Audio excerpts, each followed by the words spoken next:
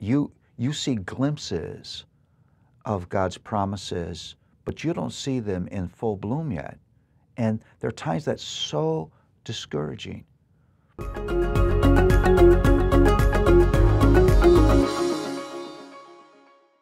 Well, if you're a person that likes mysterious, rather confusing visions, read Zechariah.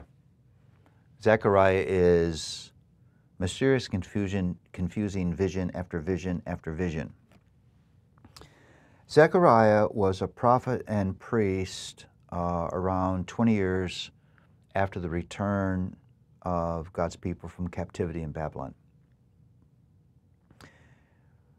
And things are not as good as the people of God would have hoped. In fact, Zechariah is addressing discouraged people. The temple foundation has been constructed, but the temple is unfinished. And it's that living between the already and the not yet that is so hard. It's that life in the middle where you sort of see the promises of God, but you don't see them really realized fully. And I think that's very helpful because that's where we all live. You see glimpses of God's promises, but you don't see them in full bloom yet. And there are times that's so discouraging. God promises me peace, but I get shreds of peace, but I don't get complete peace in my heart, and I don't have complete peace around me. And it's that weary middle that is addressed in Zechariah. Where are the glorious promises that the earlier prophets spoke of? If you were living in Zechariah's day, you would say, don't read me that stuff. I've heard that. It doesn't seem to be happening. It seems to be little to be encouraged with.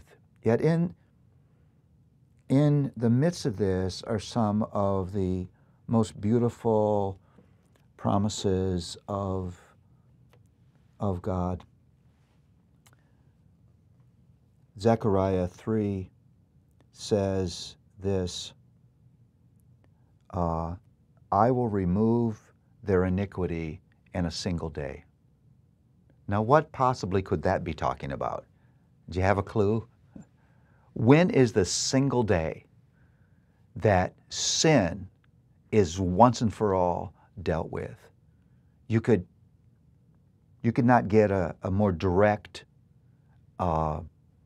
prophecy of the cross of Jesus Christ unless those words, the cross of Jesus Christ, were there.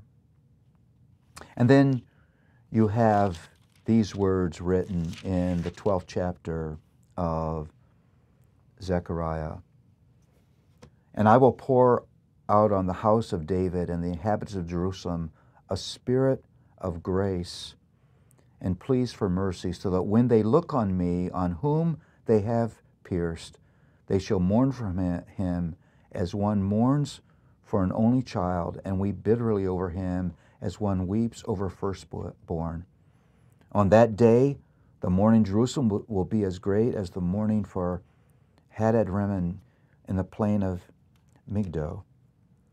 And the land shall mourn, each family by itself, the family of the house of David by itself, and the wives by themselves, and the family of the house of Nathan by itself, and their wives by themselves, and the passage goes on.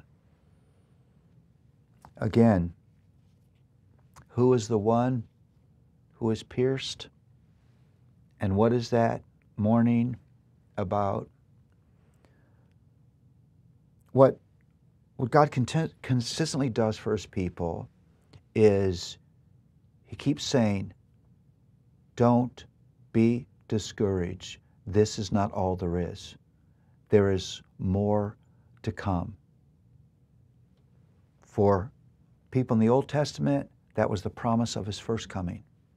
I'm not done yet. There's a lamb Redeemer, King coming. He will be pierced for your sin, so you would receive my mercy. For us it is, I'm coming again. Don't give up. Don't be discouraged. There's more to come.